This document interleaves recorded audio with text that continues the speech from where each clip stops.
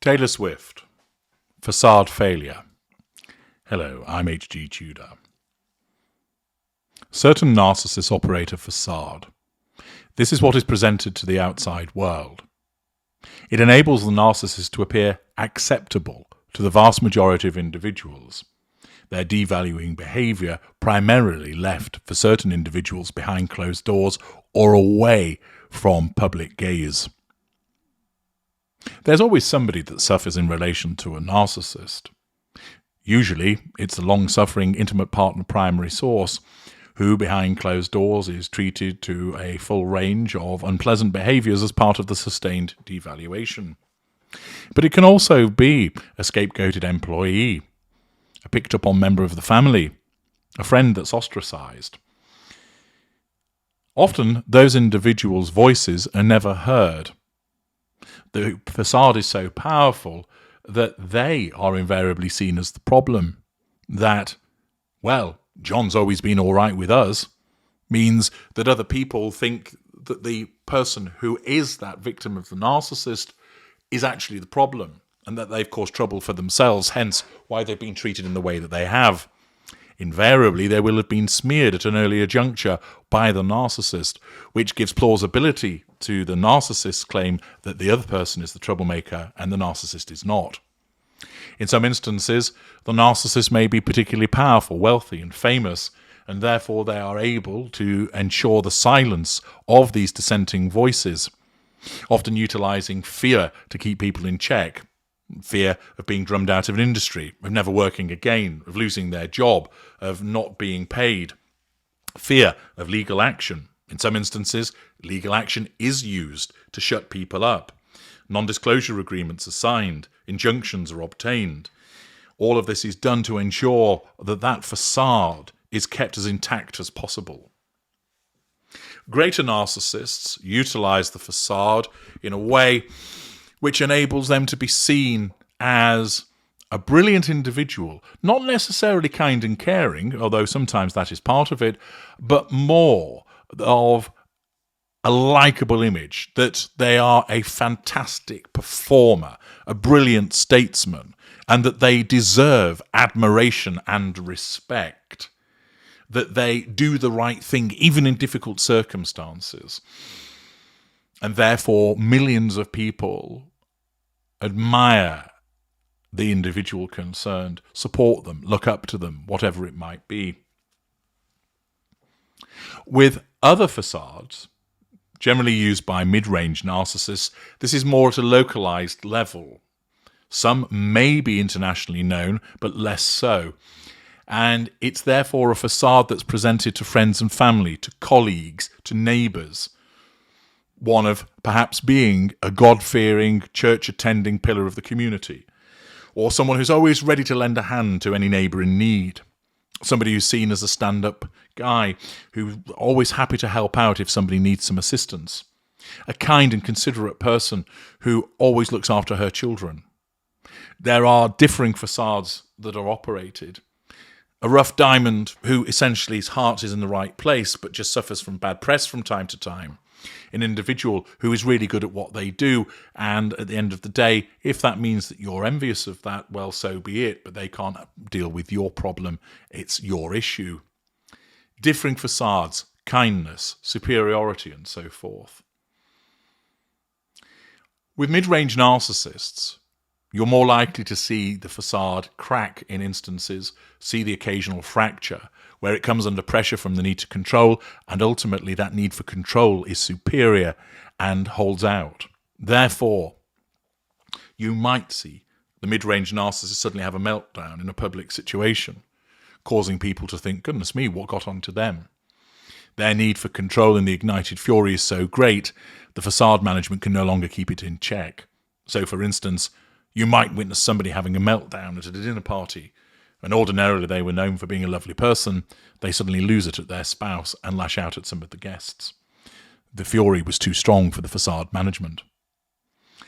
You're less likely to see it with greater narcissists, and where there is an incident with regard to the facade with a greater narcissist, you're not going to see that full-on meltdown, except in exceptional circumstances and is extremely rare.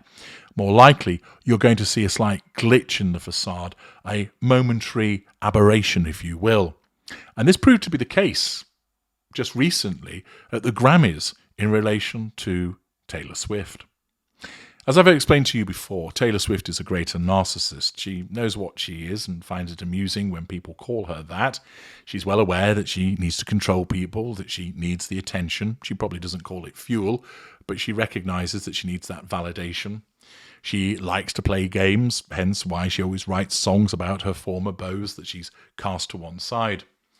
And at the Grammys, the officials leading up to the ceremony had been teasing about a big surprise guest, and this turned out to be Canadian singer Celine Dion, who'd been suffering from some ill health issues, and she turned up to present the final major category Grammy for Album of the Year. A stunned audience gave Celine Dion, who after losing her husband to cancer several years ago has been dealing with the crippling effects of a disorder known as stiff person syndrome, they gave her a thunderous standing ovation as she appeared on stage and made her way to the microphone to read the nominees and announce the winner for the especially prestigious award category. Taylor Swift was the winner, and she won for a record numbering occasion. But then came a glitch in Taylor Swift's facade. With mock horror, she made her way to the stage with several people in tow to accept the award from Celine Dion. Swift literally grabbed the trophy from Celine Dion's hands without even a sliver of a thank you or any kind of acknowledgement of Celine Dion, which was rather rude and was certainly at odds with the facade that Taylor Swift ordinarily presents. She then went on to give her acceptance speech, where she failed a second opportunity to thank and acknowledge the presence of Celine Dion to the audience. She did, however, manage to remember in the midst of her speech to work in a plug for her new album of music that's coming in April. Accordingly, she grabbed the Grammy from a music icon and then talked about herself. She behaved as if Celine Dion was just a nameless stagehand presenting it to her. And therefore, we saw a failure of Taylor Swift's normally seamless facade. Why did this happen? It will have been a rush of fuel. The adoration she was receiving, the fact that it was a record-breaking number of wins for her, in short, went to her head. She had a rush of potent fuel from all of those tertiary and secondary sources that were gathered there, giving approximate fuel by cheering and applauding, and consequently, it caused her to feel so powerful that she just went on speaking as she did, talking about herself and failing to acknowledge Celine Dion. Not only was it generally rude, but also the fact of Celine Dion's own status within the industry, and given the fact that she's overcome or is dealing with some particular setbacks as of late, that didn't matter and demonstrated the true nature of Taylor Swift, that what you see ordinarily is a facade. Now, there'll be some who'll just say, oh, she just got caught up in the moment, HG, and, she just forgot. After all, it was all hugs and kisses later. More of that in a moment. Well, you may well think that, but that's not correct. You see, we know that she's a narcissist. We know, therefore, she operates a facade, and we know that she needs fuel. And that ordinarily it's all about Taylor Swift, but her facade management is so good, it makes it look like she cares. Here, you saw the truth of how she is. She doesn't care about anybody else. She doesn't care about somebody who's been in the industry for years. She doesn't care about somebody who made a special effort to support the Grammys and the music industry in general by agreeing to attend. She didn't care about somebody who's been having personal and health difficulties. What you saw was Taylor Swift raw, albeit just for a moment, as all of that delicious power surged through her from the receipt of the fuel. Of course, thereafter, it was necessary to ensure that the backlash which started to occur, which amounts to a threat to control, was shut down. And as People reports, karma is a hug from a fellow pop icon. After Celine Dion presented the final award at the 2024 Grammys for Album of the Year to Taylor Swift for her 2022 project Midnights, the pop superstar, 34, celebrated her win by hugging the pop icon, 55, backstage. The two stars were photographed in a sweet embrace backstage at the awards ceremony held at Crypto.com Arena in Los Angeles on Sunday. In the adorable shot, Swift wrapped her arm across Dion to place her hand on her shoulder, and the two leaned their heads against one another's. They looked elated to be linking up as they were all smiles in the photo that they took together. Despite fan speculation that surfaced on social media suggesting that Swift ignored Dion when she received the coveted Album of the Year award amid her excitement in accepting the honour, the two appeared to be in high spirits backstage. It was also a special moment for both musicians. The anti-hero singer ended up making history by taking home the gramophone for Album of the Year, as she's now the only artist to ever win Album of the Year 4 times. As she accepted the award, she said, "I would love to tell you that this is the best moment in my life, but I feel this happy when I finished a song, or when I've cracked the code to a bridge that I love, or when I'm shot listing a music video, or when I'm rehearsing with my dancers or my band, or getting ready to go to Tokyo to play a show. For me, the award is the work," the 14-time Grammy winner continued. "All I want to do is keep being able to do this. I love it so much. It makes me so happy. It makes me unbelievably blown away that it makes some people happy who voted for this award to do.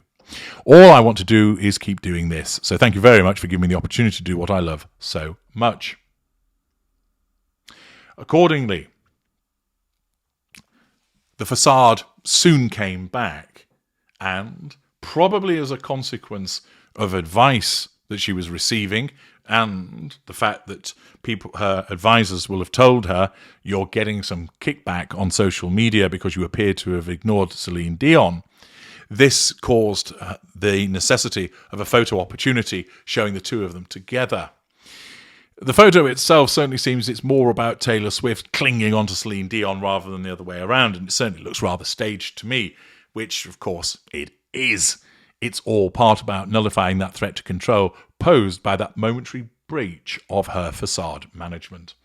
A useful opportunity for you to see how a grater can occasionally glitch, and also how people picked up upon that behaviour, which was a threat to control, resulting in the nullification of it thereafter by showing that they were both all happy and pals. I'm H.G. Tudor. Thank you for listening.